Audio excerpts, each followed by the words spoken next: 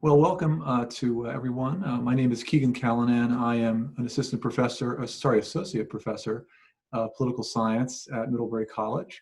And I also serve as the director of the Alexander Hamilton Forum, which is sponsoring tonight's webinar along with the Department of Political Science. The Hamilton Forum at Middlebury aims to foster thoughtful engagement with the ideas that have informed the creation and the development of the American polity. We also seek to understand the relationship of these ideas to perennial questions in the history of political thought and to contemporary questions in American public life. Integral to the mission of the Hamilton Forum is our aspiration to contribute to a culture of reasoned civil discussion and debate across political and intellectual differences. Today's event is the second in a series of counterpoint-style webinars that we'll be hosting this year. In these webinars, as in previous events that the Hamilton Forum has hosted live, we invite two speakers to offer different views, not necessarily opposite views, but different views presented in their best light in response to a prompt question.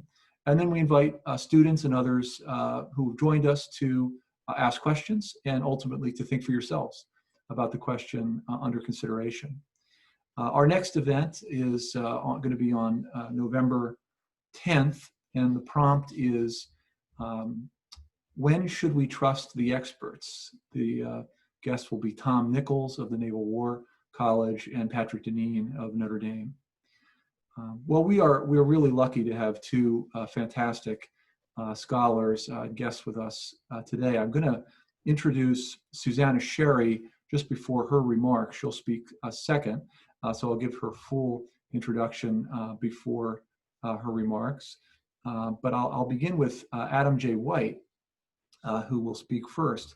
I should also mention, just preliminarily, I'll get to the full introduction, but Suzanna Sherry is an alumna of Middlebury.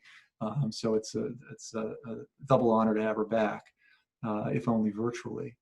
So Adam J. White is an assistant professor at George Mason University's Antonin Scalia Law School, where he writes and teaches on administrative law and related subjects. He also directs the law school's C. Boyden Gray Center for the Study of the Administrative State. He is a fellow with the American Enterprise Institute. He's a research fellow at Stanford University's Hoover Institution and a public member of the Administrative Conference of the United States, which is a government agency. He has served on leadership councils for the administrative law sections of both the American Bar Association and the Federalist Society, and he serves on the boards of several nonprofits. Previously, he practiced law with Boyden Gray and Associates and with Baker Botts. He clerked for Judge David Santel of the U.S. Circuit Court of Appeals for the D.C. Circuit after graduating from Harvard Law School and the University of Iowa. I will shortly turn the floor over to Professor White, but let me just remind us, today's prompt is, has the Supreme Court become too powerful? And I don't think I need to explain the reason this question rises to the forefront of our minds at this particular moment.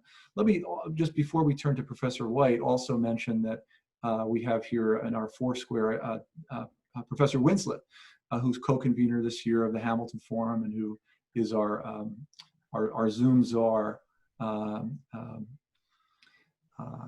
So if everything works well, you're going to have him to thank.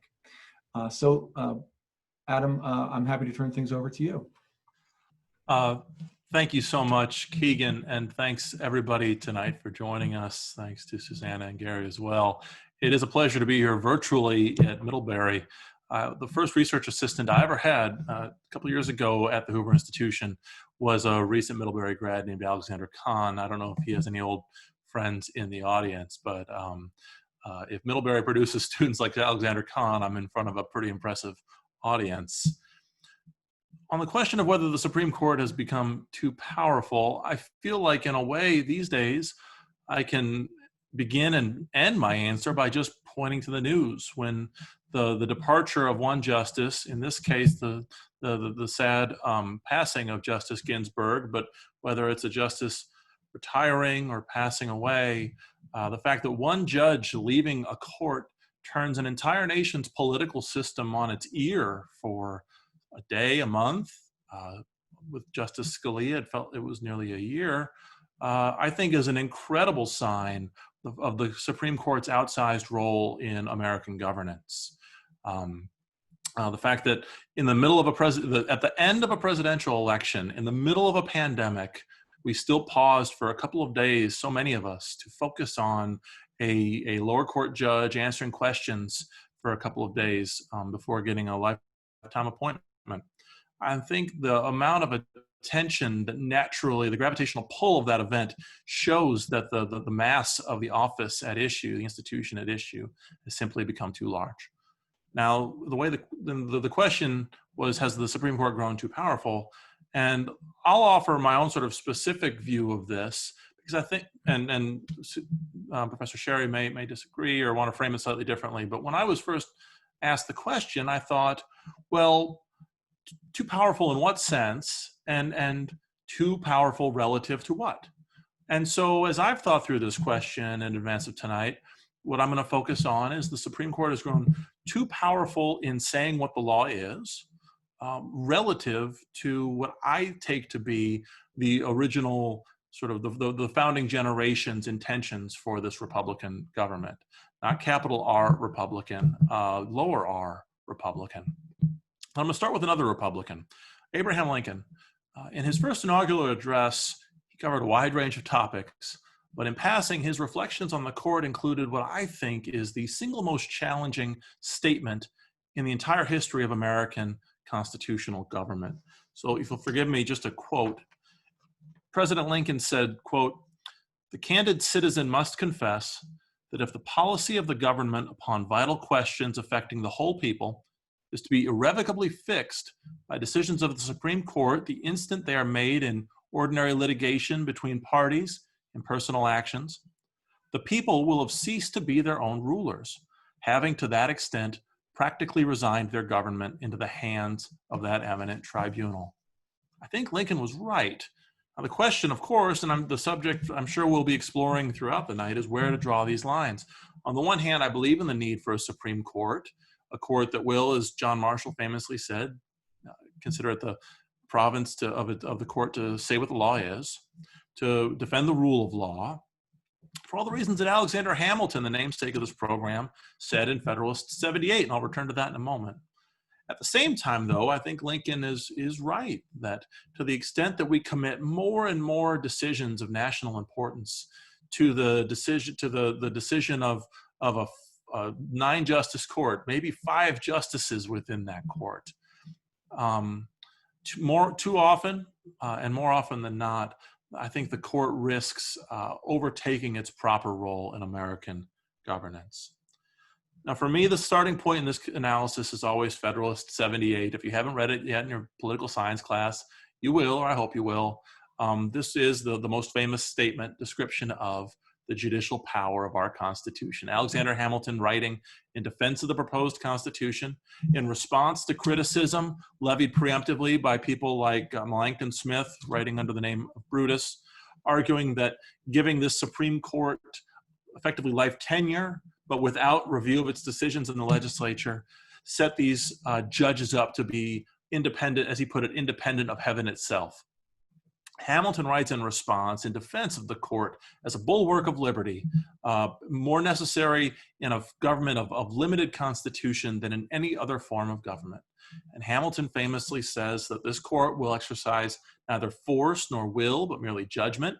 If it begins to exercise those other things, if it asserts itself into realms where it shouldn't be, it will delegitimize itself.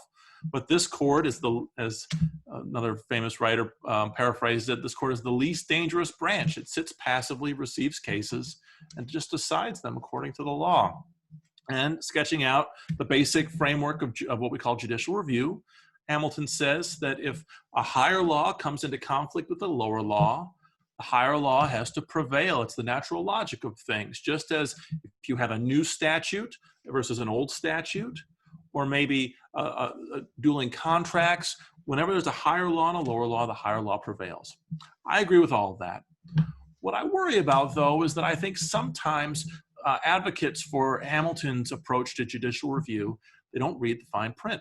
Because when you read a little deeper into Federalist 78, Hamilton sketches out what I think is a very deferential mindset on the part of judges. Because it's not always clear whether the Constitution and the statute are in conflict. And Hamilton explains how we ought to resolve this. He says that if there's an irreconcilable variance between the Constitution and the statute, the Constitution has to prevail. I've always liked that phrase, irreconcilable variance, because what it implies very clearly is that sometimes a variance is reconcilable. We at least have to try to reconcile it, find a way to make the statute peacefully coexist with the Constitution. That focuses mostly on the interpretation of the statute, but I think it leaves room for judges to stay their hand a little bit in interpreting the Constitution itself, at least when the provision at issue is somewhat vague. Hamilton says another place that he sort of repeats the point, and he says that so long as there's by any fair construction you could line up the Constitution and the statute, then you do. And you leave the statute in place with this construction that avoids the constitutional problem. Again, drawing a line between fair constructions and unfair constructions. My point is this: it's that the best kind of judicial review in our constitutional system is one that is ready to strike down laws when necessary, but always as a last resort, not a first resort.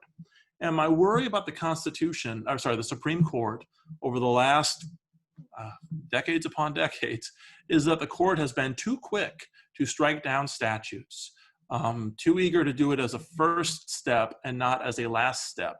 Now, most of the cases I tend to complain about, including some of that are in the news these days, like Roe v. Wade, and just to point that out in advance, because it's usually the case that kind of hovers around these debates. Those precedents, they tend not to be thought of as conservative precedents. I'm a conservative, but I will say this is not a left versus right issue. The things that I'm worried about, and I'll return to this at the end, they're not right versus left. They go to I think a temperament of judicial restraint versus judicial self-restraint versus judicial activism. Now, when I read Federalist 78, it's not the only Federalist I like. I mean, I love all my children equally, and I love all the Federalist Papers more or less equally. But I'd say when I'm thinking about the proper role of the courts, there's two others that I always encourage people to read. One is Federalist 37, where Madison really meditates on the challenges of vague laws. He says all laws are to some extent vague, and their meaning has to be worked out over time. He calls it liquidated. It's a wonderful essay or article a couple of years ago by Professor Will Bode from University of Chicago, where he walks through what it means to liquidate the meaning of a law over time. I think we need a political process that does this more, and a Supreme Court that's willing to defer more to the results of the political process over time, and trying to understand both what the statute means and also what the Constitution itself means in its broader terms. And then also, I think back to Federalist 10, where James Madison, writing about some of the flaws of Republican government, and he comes upon sort of the solution of a broad extended republic, he sort of triumphantly says, we found a Republican remedy for the problems of Republican government. Not a judicial remedy, not a bureaucratic remedy, but a Republican remedy, always trying to think through, and that's what I'm trying to do here as I think about the courts, is what's the best way to solve the ills of Republican government without resorting to just the sort of the deus ex machina of the Supreme Court coming in and constantly saving us from ourselves. I think the times where the court has overstepped its bounds and trying to save us from itself, and by the way, I don't see Professor Sherry. Has she dropped out, or has she just turned her camera off? Okay. Here she is. There she is. Oh, good. I was afraid maybe we lost her. I've already put one audience member to sleep, I guess. But the times where I worry that the court has overstepped its bounds the most is in those beautiful but so vague provisions of the Constitution, the Fifth Amendment, the 14th Amendment, the 14th Amendment, the Privileges or Immunities Clause, or much more commonly, the Due Process Clause. But also things like the 9th Amendment, talking about the rights of the people. I worry that the courts have found far too much specificity in those provisions, not just on cases involving abortion. This was not just Roe v. Wade. This goes back all the way to the famous case of Lochner, where the Supreme Court a little over a century ago was trying to lock in a lot of economic rights that aren't spelled out in the Constitution. But my concerns aren't only in those clauses of the Constitution. Even things that look much more concrete, like the Second Amendment's right to keep and bear arms, the First Amendment's right of speech, the rights related to religion, they're not so easily self-interpreting. And while I consider I am an originalist, I always begin with the original meaning of these things and try to reason towards what their originally understood meaning was. I tend to stop a little shorter than a lot of my conservative friends, because I do worry that sometimes we find too much precision where there really isn't any. And so sometimes people say, well, what do you think about Heller on the Second Amendment? What do you think about Citizens United on the First Amendment? And my answer to those is always, I'm sort of two cheers for cases like those. I'd be lying if I said I didn't like, the more or less the outcomes of the case, the Citizens United case more than the Heller case.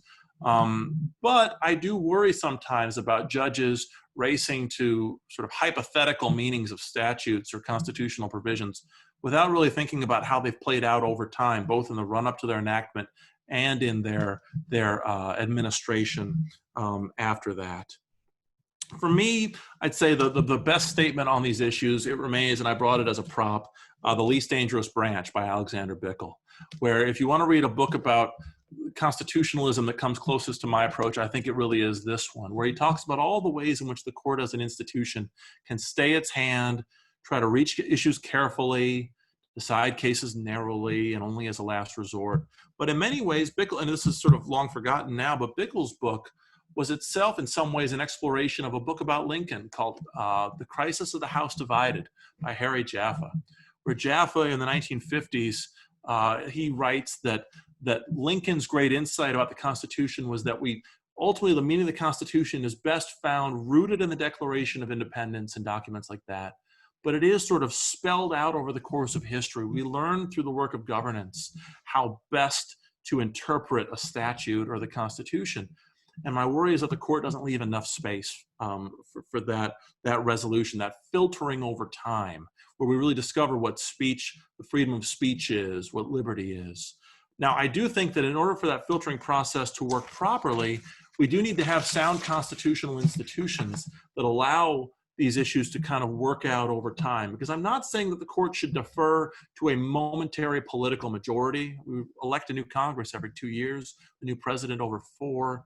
So these things have to play out over time and be kind of litigated and relitigated metaphorically, not necessarily just in court, through the political process. But that's why, for me, I become more of a stickler on judicial review involving structure, whether it's federalism, whether it's separation of powers. Here, too, we have to be careful not to find too much security in the lines of federalism and the separation of powers, because, as Madison said in that Federalist 37 that I mentioned, it's almost impossible to draw those lines with specificity. But usually I find myself sort of erring on the side of wanting a little more certainty in preserving the separation of powers and federalism so that the political process can play out over time and inform our understanding of rights. That's one of the reasons why I find myself at a place called the Center for the Study of the Administrative State. Not the Center for the Administrative State, as it's often introduced. That's my friends at another law school. But the Center for the Study of it. I really think that one of the challenges that the administrative state presents today is that it's the streamlined, sort of unilateral, categorical approach to lawmaking that we get through administration. It really short circuits that political process that we should have over time that ideally moderates the outcomes of these things. I'm coming up on time, and I don't want to go too long, so I just want to make a couple of caveats. I'm not saying law doesn't have meaning. Oftentimes my originalist friends, when they hear me make this case, they say, oh, you're saying words don't have meaning. No, that's not what I'm saying. I'm pretty confident that originalism gets us most of the way in interpreting the law. I just stop a little bit short of where some of my friends stop. Maybe the best thing I've written on this was about a decade ago, trying to explain the difference between Justice Alito and Justice Scalia on the First Amendment, back when Alito issued these kind of interesting decisions on First Amendment cases, or not decisions, but he issued these opinions that were very interesting. I find myself attracted to that approach that leaves just a little bit more space to the political process to let these things play out. And again, I'm not saying the courts should abdicate their duty to just temporary political majorities. I'm really urging that judges look more deeply to history and political experience and the vast arc of American history and the traditions that have arisen under it in the communities that are governed before you impose rights on them unilaterally. These days, if anything, I'm more worried about my friends on the libertarian right who, under the banner of judicial engagement, want to see courts doing more and more to micromanage political actors, both at the federal level and at the state and local level, both through a broad conception of rights and a really aggressive version of what's called rational basis review, where you really try to put government on trial and force it to prove that the laws actually tightly connect the facts at issue to the policy the government is trying to achieve. It's very hard to define this approach, and this is my last point, it's very hard to define this approach in terms of strict rules. I think at the end of the day, it really is more of a sensibility about judging. That's in many ways what I love the most about Bickel, but what also makes Bickel so impractical as like a rule of decision. There's no like Bickelian outcome of a case. It really is just a mindset of judicial self-restraint. And on this, I come back often to a debate between Justice Scalia and Richard Epstein about 35 years ago. It was published by the Cato Institute, and they were debating courts at the time. And Scalia, in explaining what he was against, he said this. He said, "I believe every era raises its own peculiar threat to constitutional democracy, and the attitude of mind thus caricatured," he was referring to the Warren Court, "represents the distinctive threat of our times." I agree with that, but especially because he was focused on the cast of mind. Ultimately, what I think we need more of is judges who consider themselves to be more self-restrained and who strive to be, with a little more modesty about the certainty they draw from law. I went on longer than I expected, but thanks again, and I'm looking forward to hearing Suzanna's own remarks. Thanks so much, Professor White. Well, it's my privilege to introduce Suzanna Sherry. She is the Herman O. Lowenstein Chair in Law at Vanderbilt University Law School. Professor Sherry's work in the area of constitutional law has earned her national recognition as one of the most well-known scholars in the field. And indeed, of course, her work is assigned at Middlebury College. She is author of more than 100 books and articles, and she also writes extensively on federal courts and federal court procedures. After graduating from law school, Professor Sherry was a clerk for the Honorable John C. Godbold of the United States Court of Appeals for the Fifth Circuit in Alabama, and then served as an associate with the law firm of Miller Cassidy in Washington, D.C. She joined the Vanderbilt faculty in 2000 as the inaugural holder of the Cal Turner Chair, having previously served on the faculty of the University of Minnesota Law School since 1982. And as I've already mentioned, she is a graduate of Middlebury College, and among other important distinctions, a former student of Murray Dry, who is certainly joining us today. And having taught Professor Sherry is certainly one of his proudest accomplishments, I think. So welcome, Professor Sherry. Glad to have you with us. Thank you, Keegan. I am delighted to be back at Middlebury, if only virtually, and to participate in such an interesting conversation. I do have to say that the reason that I disappeared for a few moments was not because I was asleep. It was because I was headed for my bookshelves to pull some books out to try and find some quotes that I knew were out there to respond to Professor White. So I did not have a chance to find them. So I will be quoting from memory. Don't hold me to the exact language. My answer to the prompt is no. The Supreme Court has not become too powerful. The best place to begin to look is at the power that the Supreme Court has. And it turns out that the Supreme Court doesn't really have very much power compared to the other branches of government. Unlike the other branches of government, the Supreme Court's power is quite limited. The court cannot set its own agenda. It has to wait for cases to be brought to it. The legislature and the president can decide, for example, that healthcare or the economy or immigration is the most important thing that we are facing, and they can enact new legislation designed to cure those problems. The court can't do that. The court can't affirmatively order anyone to do anything except to order parties to obey existing law. The legislature and the president can impose new obligations on individuals, on corporations, on states. The court can't decide in the abstract what the law ought to be, only what the law is. The legislature and the president can make it illegal, for example, for private corporations to donate to more than a certain amount to campaigns, or change the way taxes are imposed or spent. The court can't do that. And for federal statutes, as opposed to the Constitution, the court doesn't even have the final authority to say what the law is. If Congress disagrees with how the court interprets a federal statute, Congress can amend the statute to make its wishes clear. So, for example, if Congress thinks the court got Title VII wrong in Bostock, the court last spring held that the federal law prohibiting employment discrimination, Title VII, also prohibits discrimination against LGBT employees. If Congress doesn't like that, Congress can amend Title VII to make it clear that it doesn't bar that kind of discrimination. Also, even in the constitutional context, just because the court thinks that a law is constitutionally valid doesn't mean that the other branches have to go along. They don't have to enact it. They can repeal a law that the court has upheld as constitutionally valid. So when people complain about the court's power, they are basically complaining about the court's ability to hold laws unconstitutional and therefore to invalidate those laws. But in that regard, the Supreme Court has power that's analogous to, but less than, that of the other branches. Our Constitution is structured so that before any action by a state or federal government can be considered valid and constitutional, all three branches have to agree that it is constitutional. If any one branch thinks that some act or some piece of legislation is unconstitutional, it won't happen. If the legislature thinks it's unconstitutional, the legislature won't enact it, and it can't be forced to. If the president thinks a piece of legislation is unconstitutional, he'll veto it. And if the court thinks it's unconstitutional, the court will strike it down.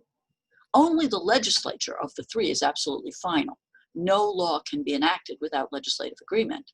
The president's veto, of course, can be overridden by a 2/3 majority in each house, and the court's invalidation can be overridden by a constitutional amendment. So the court is merely an equal participant in constitutional lawmaking along with the other branches. But the court's power is smaller. The legislature can refuse to enact, or the president can veto a statute for any reason, not just because it's unconstitutional, but simply because they think it's unwise. The courts can't do that. The court can only strike laws if the court believes that the law is unconstitutional, not if the court believes it's unwise or any other reason. Objectively, then, the court doesn't have very much power. It certainly has a lot less than the other branches. So what might someone mean if they say that the court has too much power or has become too powerful? Well, they might mean what I take Professor White to mean. That is, that they should be more deferential. Now, a stronger version of this would be to say that they shouldn't have the power to strike down laws as unconstitutional at all. The more limited argument is that the power should be limited in some way or shouldn't be exercised except rarely. And as Professor White says, that the court should be more deferential. I think that argument fails because the court's strong power to invalidate laws, broad power to invalidate laws as unconstitutional, is necessary to our system of government. And here we have to start with the idea that we don't have a pure democracy. We have a constitutional democracy. That is, a majority of citizens or a majority of legislators are not free to enact just anything they want. They're limited by the Constitution itself. The Constitution limits the power of Congress to protect the states. It limits the power of the states in order to protect federal authority. And it limits all state and federal government actors in order to protect individual rights. And it's this last that I think is the most important. Because without limits protecting individual rights, we would end up with a tyranny of the majority.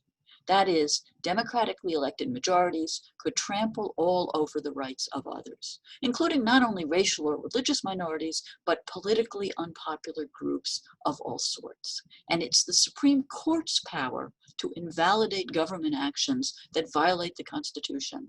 That's what keeps these majorities in check. And here's one of the quotes that I wanted to look up, and so this is not going to be exact, or two of them actually. As James Madison said, we need a deliberative institution that essentially rescues the citizens and the legislative majority from the transient impressions into which they may be led. That part is an exact quote. Hamilton felt the same way. Hamilton talked about the natural rights of mankind and said that they were not to be rummaged for in dusty documents, but were written as with a sunbeam in the whole history of mankind. In other words, he thought the courts should have the power, and he was not alone, he thought the courts should have the power not only to enforce constitutional rights, but to enforce unenumerated rights, rights that were not even in the Constitution, but were natural human rights. And a lot of the founding generation believed that. And in fact, until the Civil War, many courts upheld, or rather struck down, statutes that violated human rights, that violated natural rights. Now, let me say that I'm not saying that the court doesn't make mistakes or that I agree with everything they do. But no institution is perfect.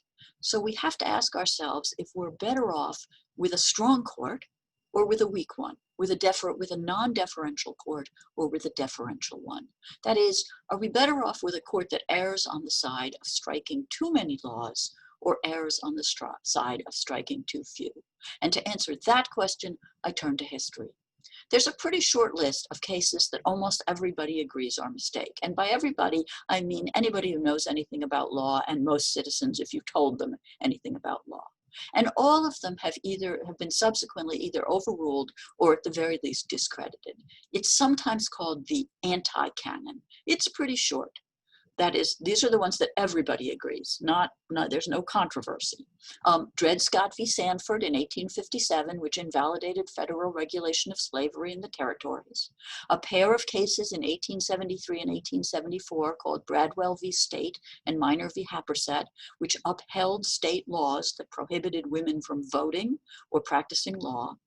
Plessy v. Ferguson in 1896, which upheld the racial segregation mandated by the Jim Crow laws. Abrams v. United States, and three related cases all in 1919 that upheld a federal law that punished the speech of those who were opposed to World War I. Buck v. Bell in 1927, which upheld involuntary sterilization by a state. Minersville School District v. Gobitis in 1940, which upheld a state law forcing children to salute the flag, despite the children having religious objections to doing so. And finally, Korematsu versus the United States in 1944, which upheld relocating Japanese Americans to camps during World War II. You will notice that of the 7 cases or groups of cases, only one involved the court invalidating a law, finding it unconstitutional. The others are all cases in which the court was deferential. The court went along with the legislature. The court said, yes, that's fine, that's not unconstitutional.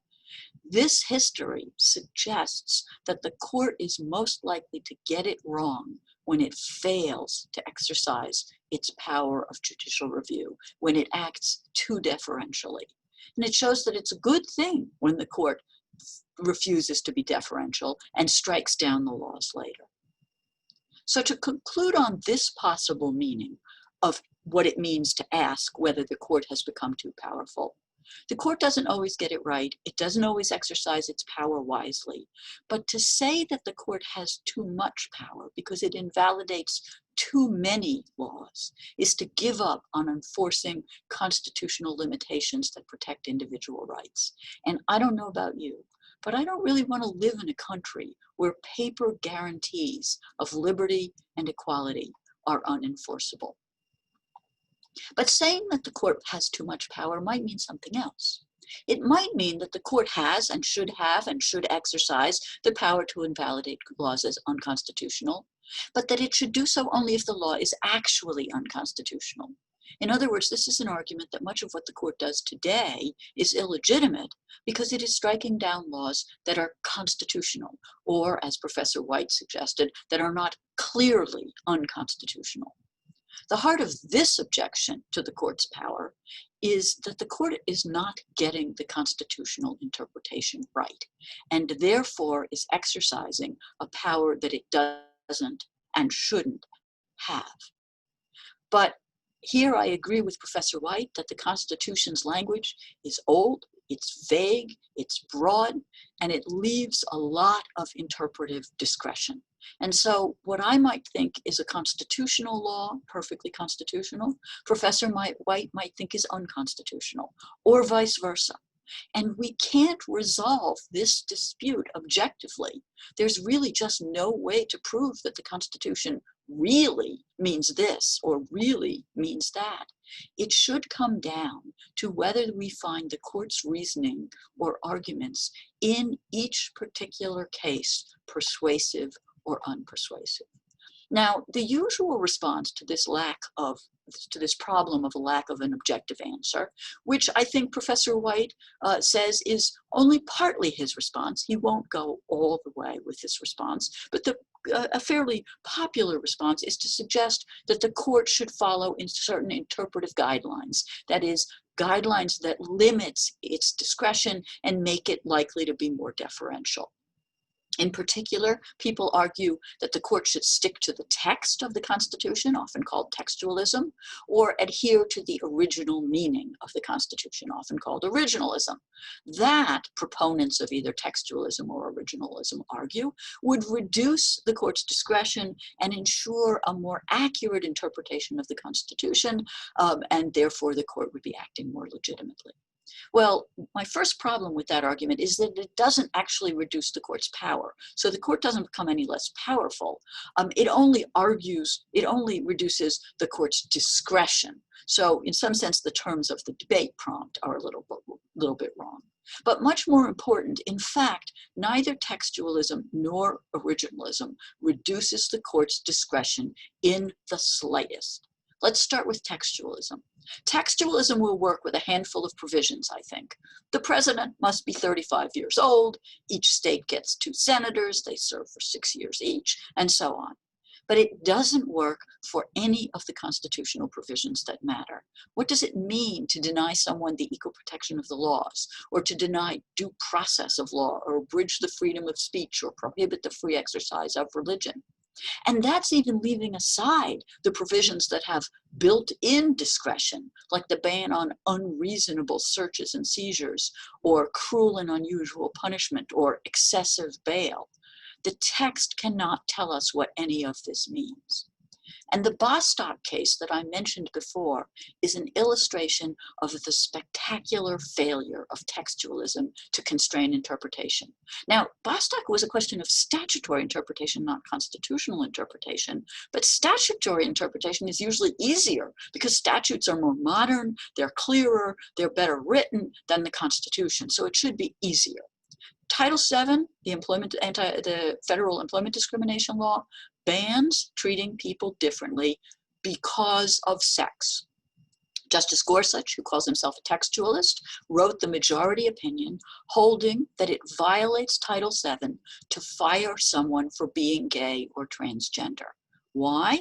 because a woman who is attracted to or married to a man is just fine, but a man who is attracted to or married to a man is fired. That is differential treatment because of sex. But Justices Alito and Kavanaugh, who also call themselves textualists, dissented and disagreed vehemently. They argued that because the employer treats gay men and lesbians the same, fires both of them, the employer is not treating people differently because of sex. Now, I happen to think that Gorsuch has the stronger textual argument, but that's beside the point. The point is that both readings of the text are actually quite plausible, and telling the court to rely purely on the text is not going to answer the question. Telling the court to rely on the original meaning of the Constitution is even worse. Lawyers and judges are pretty good at interpreting language. That's part of our stock in trade. That's what we do. But we're not so good at interpreting history. Lawyers and judges are not trained as historians. They don't engage in historical analysis much. So telling them that they should look into history and ascertain the original meaning of words that were written 150 or 200 or more years ago is going to be a disaster. And we can see that disaster in Heller v. District of Columbia, which interpreted the Second Amendment. Second Amendment is very short. A well-regulated militia being necessary to the security of a free state, the right of the people to keep and bear arms shall not be infringed. Both the majority and the dissent used extensive historical evidence, including quite a bit of the same evidence. They used, both the majority and the dissent used a lot of the same evidence, and they came to exactly opposite conclusions about the meaning, the original meaning of the Second Amendment. So we're back to where we started. There's no Goldilocks solution. There's no way to make sure that the court exercises its power and its discretion correctly. So where do we go from here? I think this debate actually asks the wrong question, although it's a question that a lot of scholars, politicians, and citizens do ask. But instead of asking whether the court has become too powerful, or even whether it's using the right interpretive method, we should be arguing on a case-by-case basis whether the court got it right. Did they get it right in Bostock? Did they get it right in Heller? Did they get it right in Roe? And we, like the court, should be judged on whether our arguments are persuasive, not on some abstract theory of how courts should act, or what power they should have, or what theory of interpretation they should use. Like other governmental institutions, the court sometimes exercises its power well, and sometimes it exercises its power badly. And we should be focusing on that question, not so much on this one. Thank you. Thank you, Professor Sherry. If anyone wants to ask a question, please raise your hand as an attendee, and I'll be able to call on you and allow you to speak. So while people are sort of getting their questions raised, we've got one question in Q&A that's already been put in that I'll ask, which is just a question to both of you. Do you think that the Supreme Court's power becomes more discussed and more controversial at times of partisanship when the other branches don't necessarily seem to be working particularly efficiently? I would agree with that. I mean, I think that's part of, Professor White was talking about, began by talking about how the nation paused to look at the confirmation hearings. And I think that is because we are so badly divided right now, and both branches, the other branches are so partisan, and the other branches are essentially trying to make, both of the other branches are trying to make the court partisan. And so it is much more, the court is much more discussed. I'd say that I'd agree with a lot of that, actually. I'd say that when there's a long, sustained sort of period of political agreement and harmony, that's going to produce, over the long time, a supermajority of the court that basically lines up with that consensus, and there's going to be some inertia in that. I do think that at the present moment, not only do we not have that sort of harmony, also I think that the disagreements about constitutionalism, about textualism, and so on, originalism, they've really themselves become mapped on to the partisan divide. Republicans are more likely to espouse originalism and textualism. Democrats are not. And so I think that puts a political lens. I think we increasingly see the court's work through a more regular partisan lens. And so I agree with that as well. Okay, we've got another question from Teddy Best. Teddy, can you Yes. speak? Yes, can you guys hear me? Yep. All right, well, thank you so much for joining us virtually. Very much appreciate it. I have a question for both Professor Sherry and Professor White. It seemed from Professor White's point of view that judicial deference was to be sort of the method of the court, and from Professor Sherry, judicial vigilance. And so I wonder, how do both of you think the court, do you think the court decided correctly in the Heller-McDonald cases because of that? Maybe I'll go first. Can I go first on that one? Is that okay? I'd say I think generally the court got Heller right. I thought that Scalia's majority opinion had the better of the reading of the Second Amendment relative to Stevens. The part that gave me a little heartburn, though, was when Scalia's opinion effectively announced the categorical rule and then pre-announced the number of sort of limits. I mean, I sort of, as a matter of temperament, I agree with that whatever the rule was, there surely had to be some limits on it in terms of either who could have what weapons or what kind of weapons could anybody have. And I was a little uncomfortable with all of that being sort of pre-decided. It felt like the court was sort of reaching out to decide the issue. I would have been happier if Heller would have, announced the broad rule, but also announced that there would be sort of practical limits and let that question of limits percolate through the lower courts and the state courts and legislatures before really getting locked in. You asked about McDonald as well, the way that the Second Amendment applies to the states. I think that until the Supreme Court really comes up with a more coherent theory of incorporation, I think we really ought to tread lightly before striking down state laws under a broad conception of the 14th Amendment.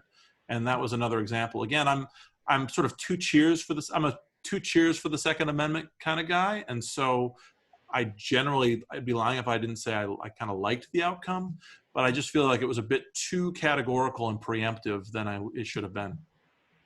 Professor Sherry? You won't be surprised to learn that I mostly disagree with Professor White. I think the dissent got the better of the historical argument for what it's worth. But I'm glad Professor White pointed out what he called the pre-announced limits, because it was not just that Justice Scalia adopted the basic rule, which he announced the basic rule, which he justified on the basis of the original intent. But he also then announced these limits with no historical examination whatsoever. They were simply practical considerations. He said the original meaning is that you can keep and bear arms, individuals can keep and bear arms, but we have to have some exceptions. And I think that shows just how bankrupt originalism is, because if he were truly an originalist, he would have to examine whether any of the exceptions that he thought should be exceptions were consistent with the history.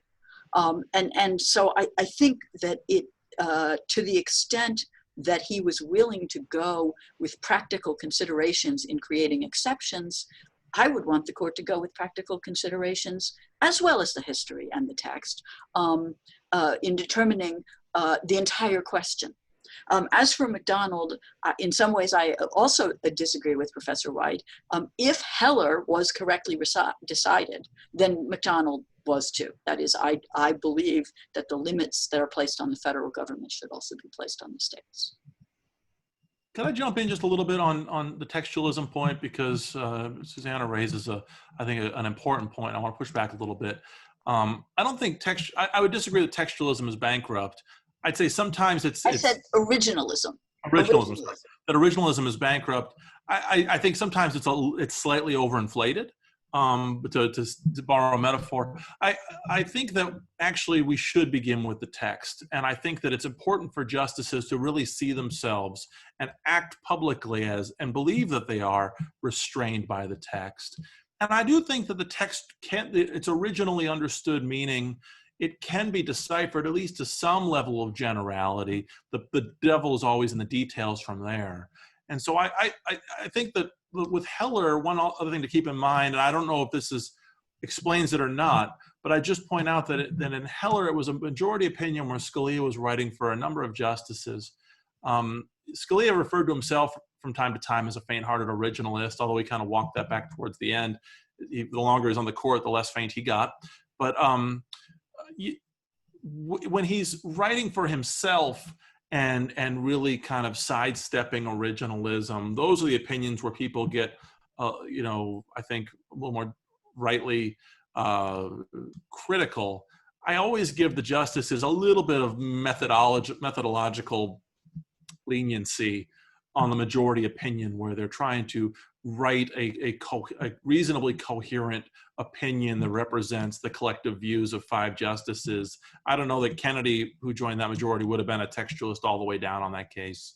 I think you mean an originalist, not a textualist. I know.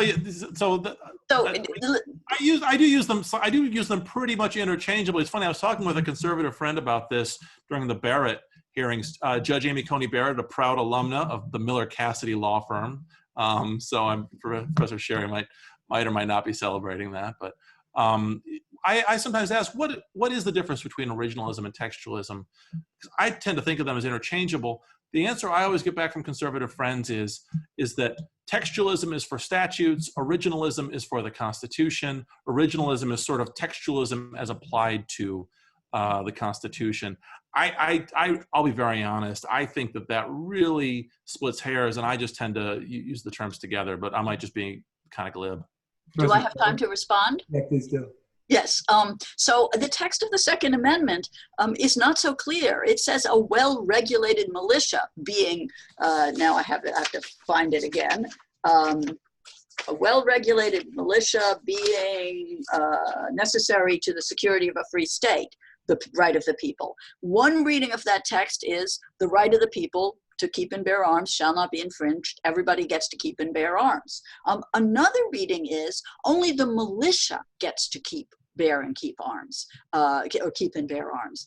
And I think that both of those readings of the text are plausible. I think the history is what purports to answer it, but the majority and the dissent completely disagreed on how the history answered the question of what that ambiguous text meant.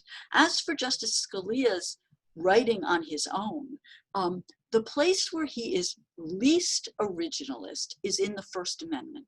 And I mean, he was a very strong defender of the First Amendment. He wrote at least one of the opinions that struck down a law prohibiting flag burning.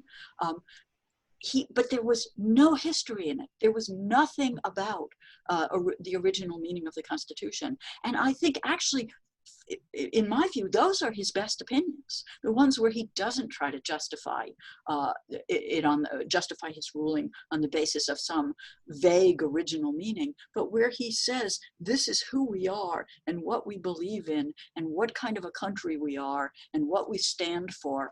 And that's why you're allowed to burn a flag.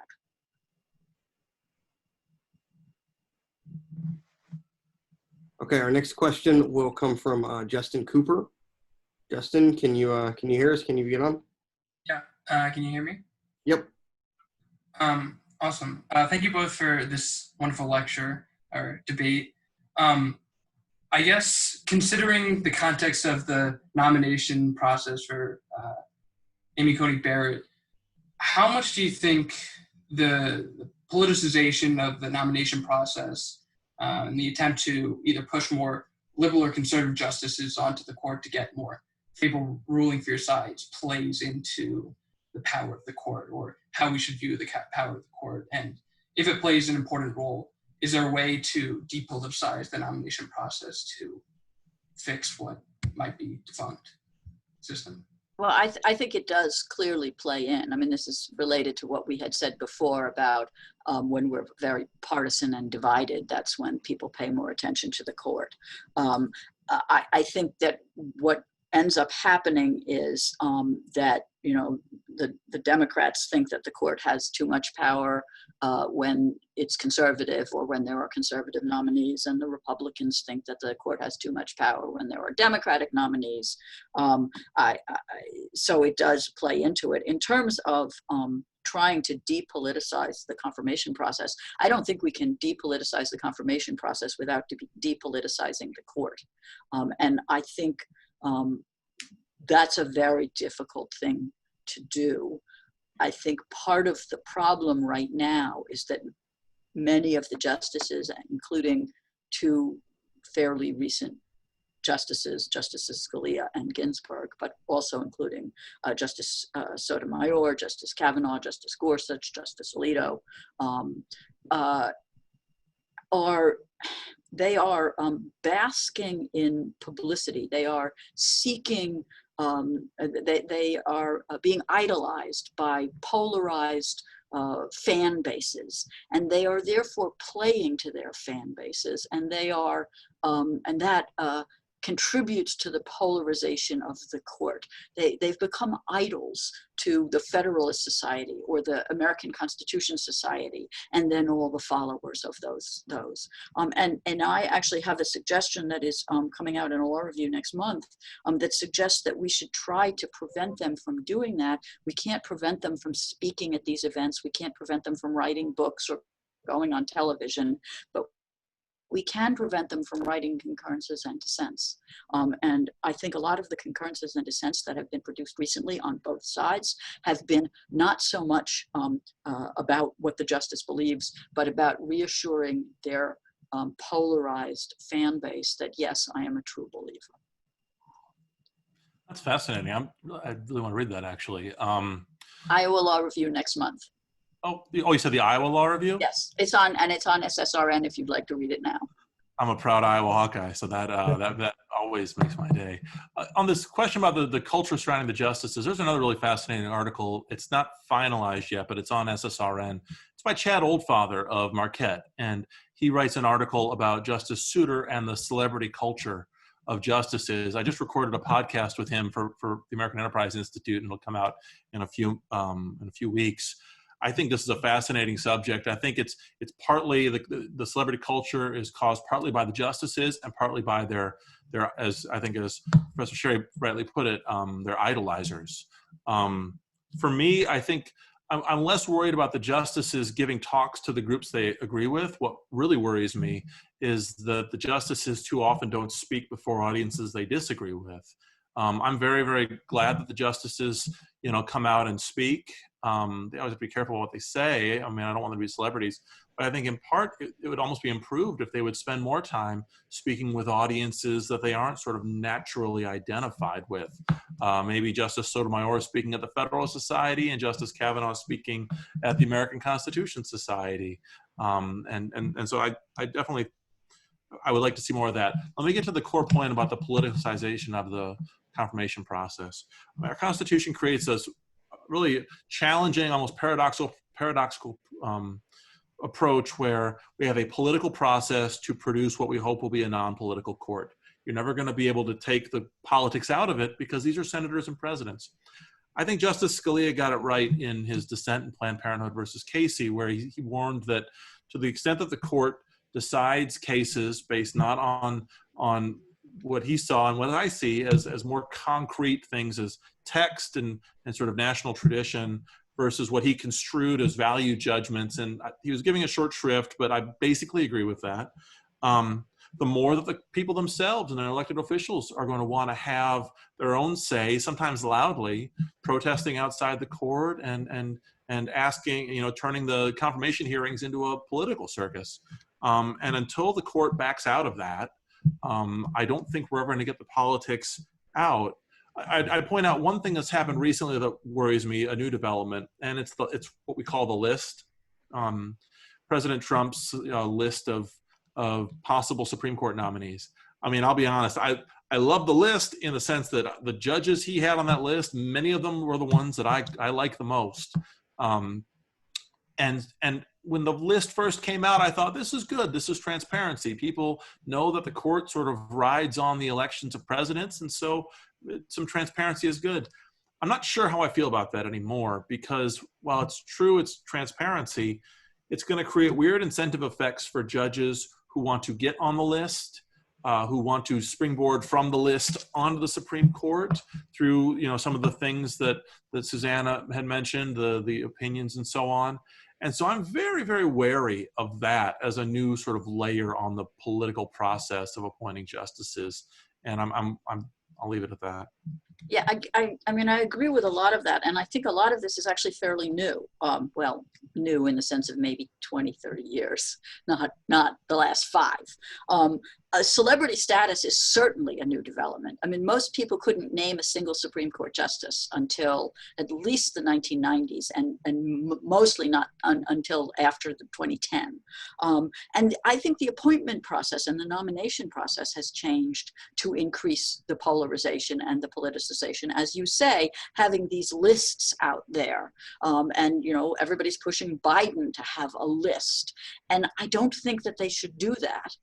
Also, they used to nominate, you know, experienced lawyers who, yes, were of the party of the president, but they were not vetting them for fidelity to the one true brand. They were not, you know, vetting them for purity, to the ideological purity. And the presidents have started doing that, and I think that's part of what's going on and what's politicizing both the confirmation process and the court.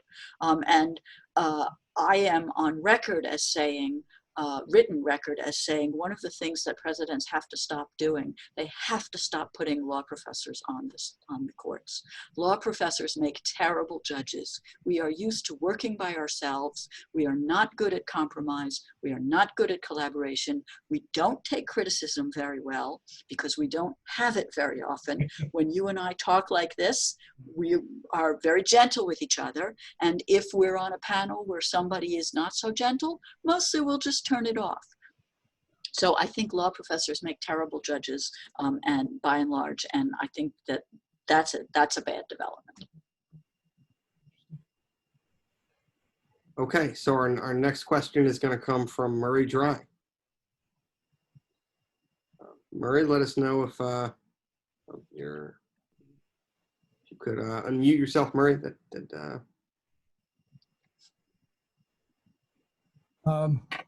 Hello, I can't see everyone else, but I can see Professors White and Sherry.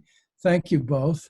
I guess I'd like to ask each of you to discuss the Supreme Court's decision to review the Trump plan to exclude undocumented immigrants from calculations for congressional seats.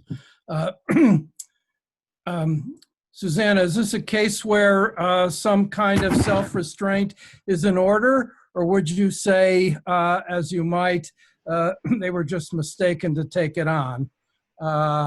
And Adam, what do you think about this? I was a little surprised that they took this on, and then I realized, well, undocumented aliens are a relatively new problem. But that would seem to require quite an interpretation that says, notwithstanding the language of the Constitution, given the circumstances regarding undocumented aliens, yes, it might be all right to exclude them from calculations for congressional seats. So I'm skeptical of this decision to even take on the case. I wonder what each of you would say about it.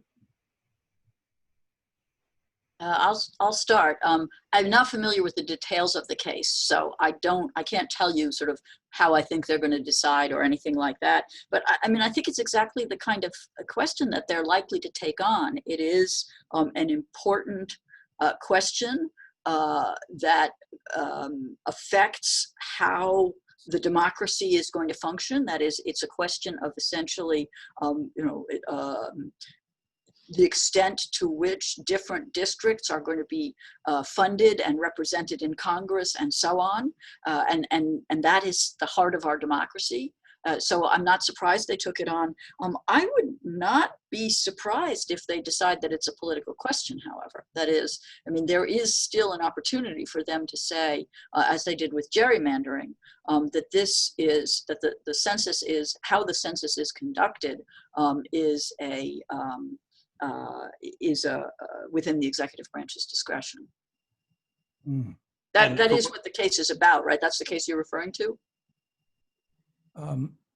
It's arguing that the administration wants undocumented immigrants to be deleted from the census. Right. Yeah. Okay. Yeah, I'm going to basically agree with what Suzanna said in all of it. I think that the political question issue is very much in the middle of that. I will say that what this also could be in a very different way is the continuation of a series of Roberts Court decisions in which the court has really pushed the Trump administration to better justify what it's doing. The first of these was itself the original census case, right? Department of Commerce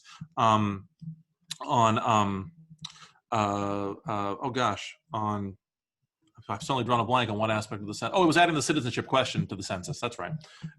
Where the court said, Trump administration, you might well decide to add this question to the census, but the way you've done it just doesn't satisfy the basic requirements for agency action under the Administrative Procedure Act. And then more recently, this past year in the DACA rollback case, Department of Homeland Security versus Board of Regents of California, the court said that undoing President Obama's DACA policy, that was itself a rule that needed to go through the proper Administrative Procedure Act process.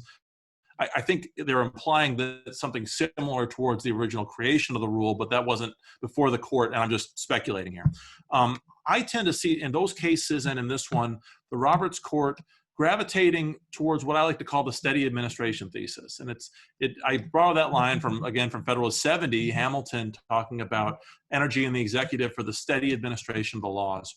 And I see in those cases, Roberts, and cases like Kaiser versus Wilkie, which had to do with the form of judicial deference to agencies, the courts tightening up a little bit on the discretion that agencies have, and at least asking the agencies to give better justifications for what they're doing. Not to block agencies or administration from a certain policy, but just requiring that changes in policy have a little bit more rigor to them. What we have right now, especially in my little world of administrative law, is this radical changing of the pendulum from one administration to the next. Or if you want another metaphor, it's like each administration picks up the last administration like an Etch-a-Sketch, and just shakes it and tries to start over. And that's just no way to run a country. And Hamilton worried about what he called mutable administration. And the Roberts Court, and really what's driving this, I think, is Roberts and Kagan, and maybe Kavanaugh will join them. They're not framing what they're doing in these terms, but I frame them in those terms. And I think that the court is actually sort of gravitating towards similar principles. And so maybe we'll see that in this case as well. Could I just have a follow-up? I'm sympathetic to that account of the Roberts Court.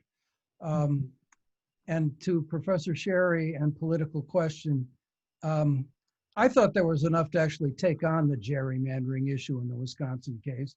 But after all, that historically has been a part of the political process. This seems to me to be different because, apropos textualism, the language of the Constitution is that the apportionment in the House shall be based on the whole number of persons in each state.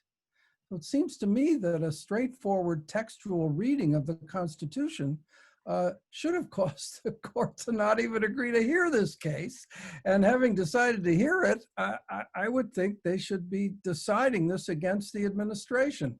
So I see it as a little different from the political question of the gerrymander. No, I just think that they might decide to take that route. I completely agree with you on the textualism, but I'm not sure on what the text says and how it should be interpreted if you're going to stick to textualism.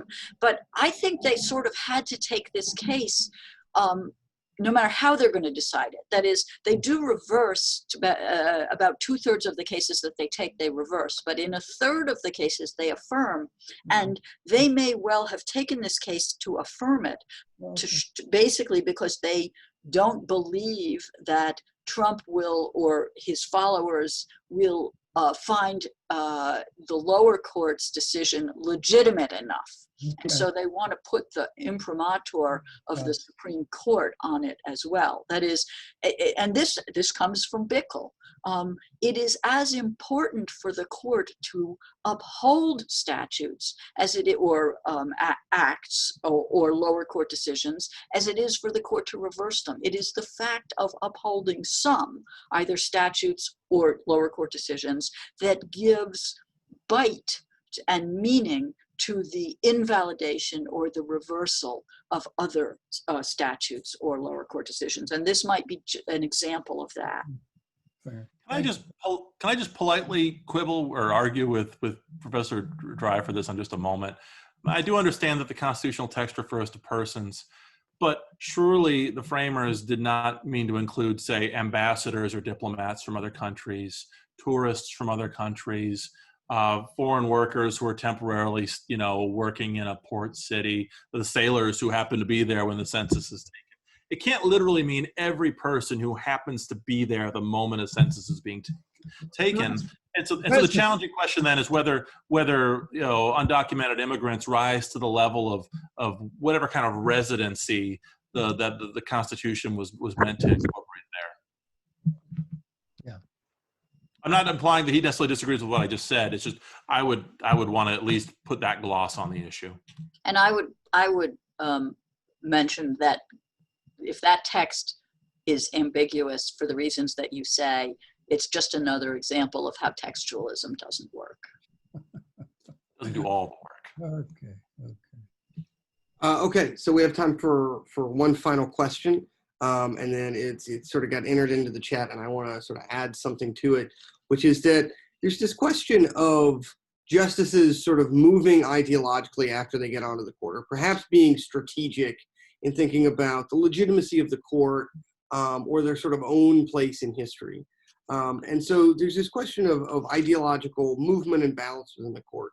And then related to that, a lot of liberals, what they fear in the current situation is a new Lochner era, where 6 conservative justices decide that they're just going to block Democratic presidents and Democratic legislatures from doing Democratic policymaking. And so, just to be blunt, I think that's the direct Democratic fear. And so I guess my question for Professor Sherry is a powerful court in the hands of 6 pretty darn conservative justices, not a major roadblock to democratic lawmaking? And then I guess to both of you, how do you think about justices sort of moving ideologically or being strategic in the way that they decide cases? All right, I'm gonna take those questions in reverse order.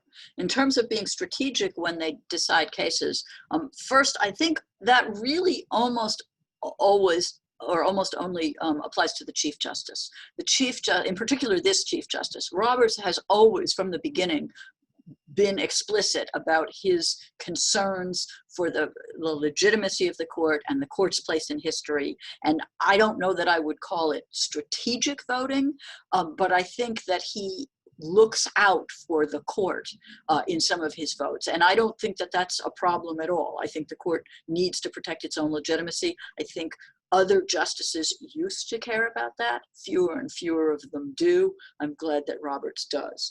In terms of, and some of them I think are looking out for their own place in history, and that's why I don't like them acting as celebrities. I mean, I think that's a bad thing when they are looking out for their own place in history, not for the courts. In terms of the justices moving ideologically, I think that happens less and less. Because they are so carefully vetted. And in particular, almost until Amy Coney Barrett, all of the justices had spent significant, and I guess not Ginsburg either, but most of the justices had spent significant time in the executive branch. And significant time in the executive branch does 2 things. It gives the heads of of whichever party it is a chance to see them in action and make sure that they are going to be ideologically pure and that they're not going to drift. It also, at least worrisomely to me, might incline them to expand executive power, although I haven't seen that so much. And finally, in terms of whether a powerful 6-justice majority, conservative majority, is going to stymie democratic agendas, I worry about that, and I hope it doesn't happen, but it is not enough to change my mind on the basic question of whether the court should keep doing what it's doing. I will argue to the death that they are wrong in this case and that case and the other case, but I will never say they shouldn't have the power to do what they're doing. You know, one of my answers is sort of the mirror of Professor Sherry's last point. I now find myself in the position where judges I like are on the Supreme Court, might be there for a long time.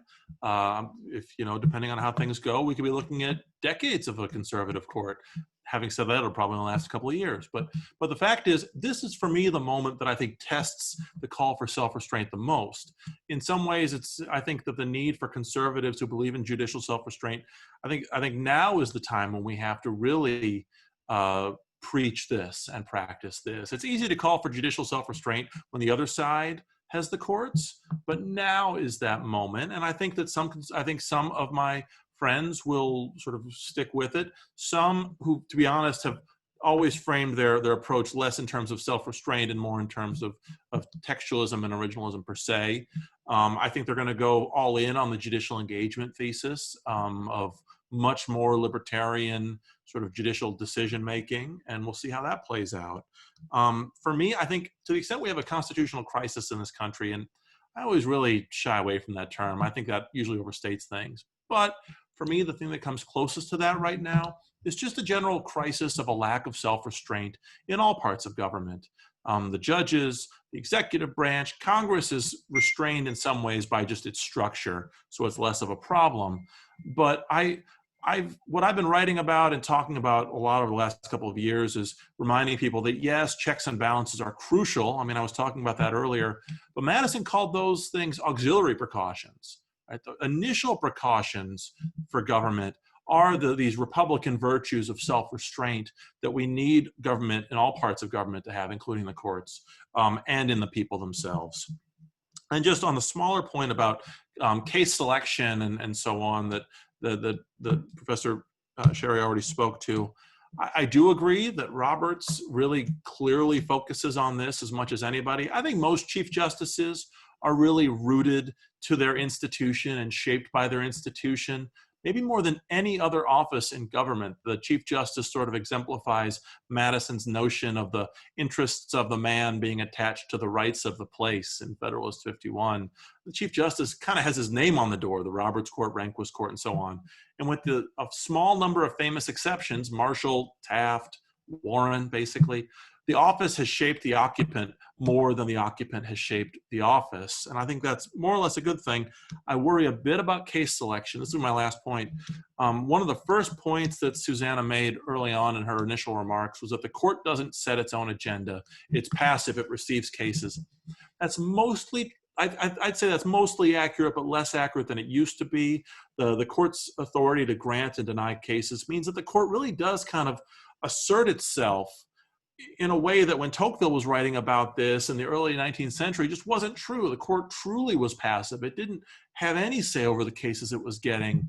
And what I almost wish was the court would have less discretion in the cases it chooses, and then would have to find ways to decide more cases narrowly, exercise the other kinds of passive virtues that Bickle wrote about in terms of standing, ripeness, and so on. But in some ways, I think the discretionary nature of the court's docket makes it a much more energetic and assertive branch, or a sort of part of the judicial branch than it ever really was intended to be. And I think it's some of the downsides of that play out both in how the court does its work and how the court is seen. Professor Sherry, can I give you the final word?